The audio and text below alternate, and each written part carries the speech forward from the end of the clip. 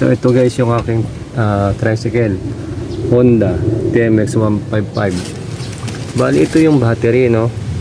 Ayaw niyang mahina na siyang mag start. So tanggalin ko yung terminal ng positive. Guys, so ay, ano nangyari?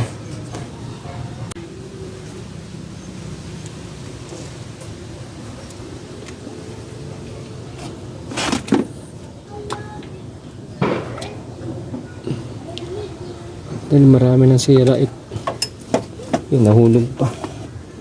Walang marami ng depekto tong tricycle na to eh.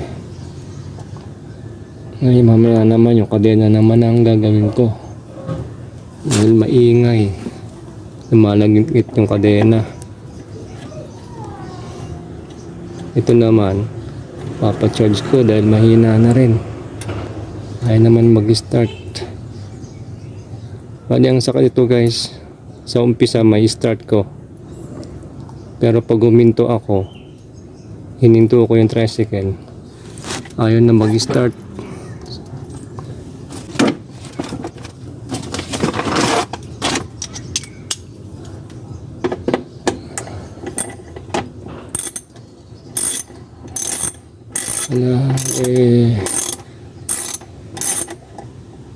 Hindi pa ako ngayon kaya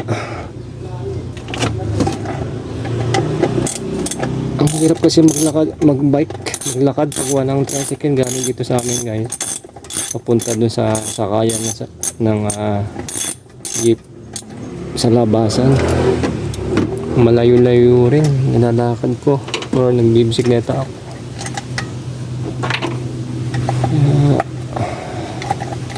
Kahit pa paano sana pag ma-charge kong battery nito medyo gumanda yung takbo. Yan ito. So ito guys, 12N 5L BS. So humina yung battery simula nung hindi naman siya nauulan kasi may cover naman siya. So try ko ipa-charge muna bago ko baklasin yung kadena mamaya.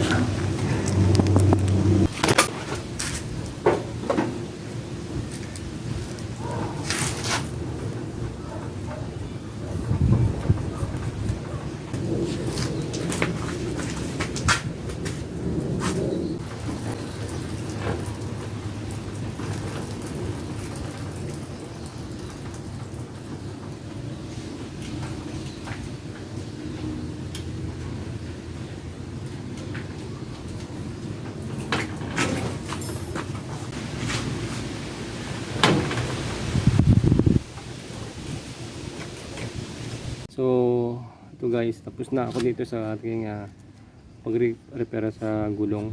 So hindi ko na siya binaklas, in-adjust ko na lang yung ihi ng gulong. So dati kasi pag iniikot ko matigas, maganit. Ngayon okay na siya, hindi na sa ganong kalangit-ngit pag umiikot. So in-adjust ko lang yung alignment niya.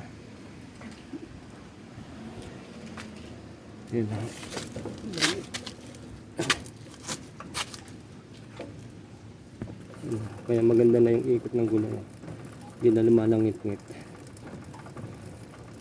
Ayan. Hindi na siya maingay. Hindi na maingay yung kadena. In-adjust ko yung alignment. Tapos nilagyan ko ng langis yung kadena. Matagal na rin na ulan ang kinalawang.